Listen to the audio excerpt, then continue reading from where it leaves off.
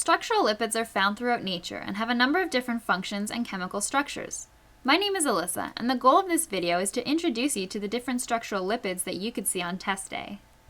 We'll start with a brief overview of structural lipids, but we'll spend the bulk of the video investigating the different varieties of lipids and what their functions are within the body. After watching this video, you will be able to identify the different types of structural lipids and recognize their structural features. Once finished, you will be able to answer questions that ask you to recognize characteristics of the specific lipids that you will encounter. Lipids are molecules that typically contain a hydrophilic head group and a hydrophobic fatty acid chain. Therefore, in aqueous solution, these molecules must orient themselves in a specific way. Three common structures for lipids in aqueous environments are the liposome, the micelle, and the phospholipid bilayer, more commonly called the cell membrane. Lipids are amphipathic. This term describes the hydrophobic and hydrophilic nature of these molecules. When in an aqueous environment, these molecules spontaneously arrange themselves such that their hydrophilic ends are at the exterior of the structure and are therefore in contact with the water. Their hydrophobic ends are interior to the hydrophilic ends to ensure they stay far away from any water. Phospholipids are a class of lipids that share common structural features. They all have a certain backbone with fatty acids and a phosphate and hydroxyl group attached to it. The fatty acids make up the nonpolar hydrophobic portion of the molecule because they are composed of only carbon and hydrogen, while the phosphate and hydroxyl groups make up the polar hydrophilic head of the molecule. Phospholipids arrange into the different structural forms mentioned previously because the phosphate and hydroxyl groups interact with the polar water molecules in the environment. Nonpolar carbon chains cannot interact with water and will therefore migrate to the interior of the structures to eliminate these unfavorable interactions. The cell membrane mentioned earlier is an example that contains phospholipids. In these structures, lipids arrange themselves so that the fatty acid chains of two molecules are interacting with one another, and the polar head groups are facing outward. Then, these molecules all line up to create one continuous barrier that separates the aqueous extracellular space from the aqueous lumen of the cell. The fatty acid chains are at the interior of the membrane because they are hydrophobic, but there can be variations within these chains that can lead to physical differences in the membranes. Fatty acid tails are composed of carbon and hydrogen atoms, but can either be saturated or unsaturated. For a fatty acid to be saturated, it must only contain single carbon-carbon bonds. When this is the case, dispersion forces are the only intermolecular forces present, and they cause the chains to be attracted to one another and packed tightly. Because these chains can fit snugly against one another, saturated fatty acids are tough to separate from one another, and they solidify easier. In fact, these fatty acids are typically solids at room temperature.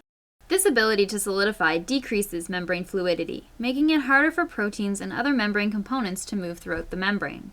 On the other hand, unsaturated fatty acids contain at least one double bond that is typically in the cis, or same-side conformation. This introduces bends in the carbon chain that prevent the chains from stacking one on top of the other. For this reason, unsaturated fatty acids are more fluid and are liquids at room temperature. It is this type of fatty acid chain that makes up the more fluid portion of the cell membrane, while the saturated fatty acids make up the stiffer portions.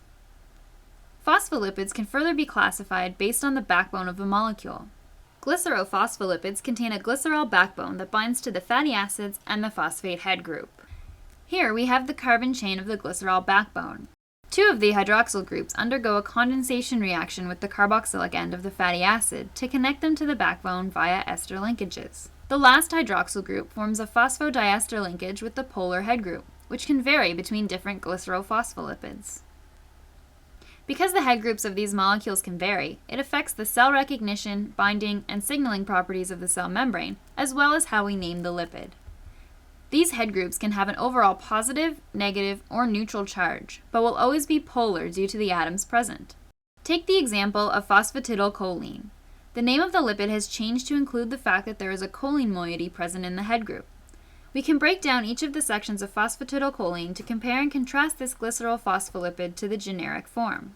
We can see that the molecule still has a phosphodiester linkage to a glycerol backbone, and of course, two fatty acids connected by ester linkages. Within the phosphatidylcholines, these R groups or fatty acid chains can vary, just like with any glycerol phospholipid.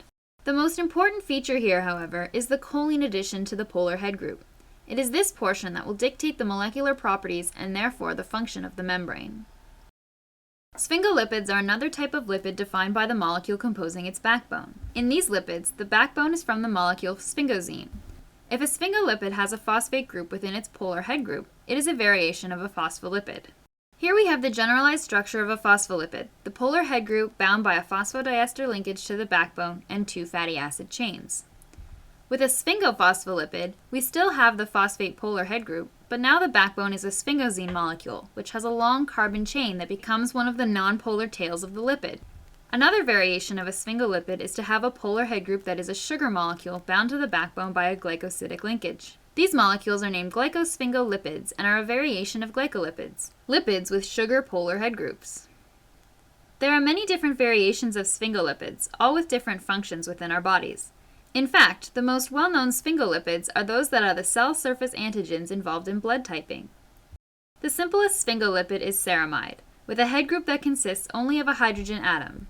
There are then sphingomyelin lipids, major components of the cell membrane of cells producing myelin, the insulating cover of axons. These are sphingophospholipid because they contain the phosphodiester linkage to the polar head group, which in these cases are either a phosphocholine group or a phosphoethanolamine group.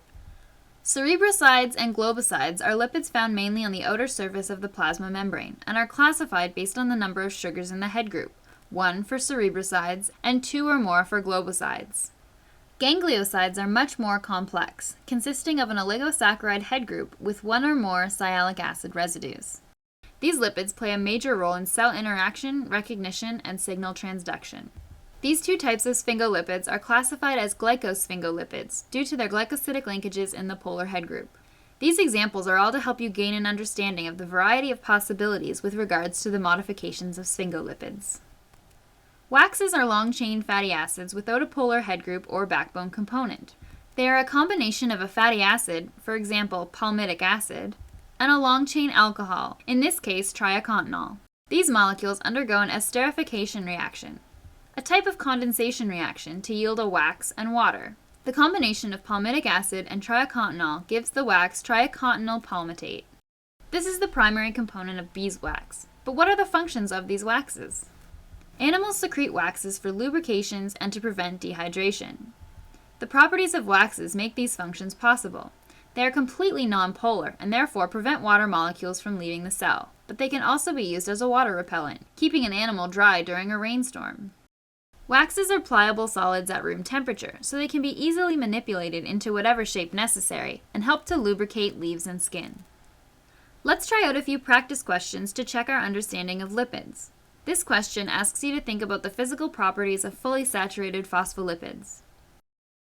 The answer is A. The strongest intermolecular forces for nonpolar molecules are dispersion forces. This attracts the nonpolar side chains to one another, and because there are no bends in the chain, this is a strong attraction the whole way down the fatty acid chain. Because of these forces, saturated fatty acids have a higher melting point and are more likely to be solids at room temperature. They also have bond orders of 1, meaning that all bonds to carbon are single bonds, unlike in unsaturated fatty acids that involve double bonds and would therefore have a bond order of 2. This final question is asking you to think about the structure of waxes and how this structure relates to the solubility within different solvents.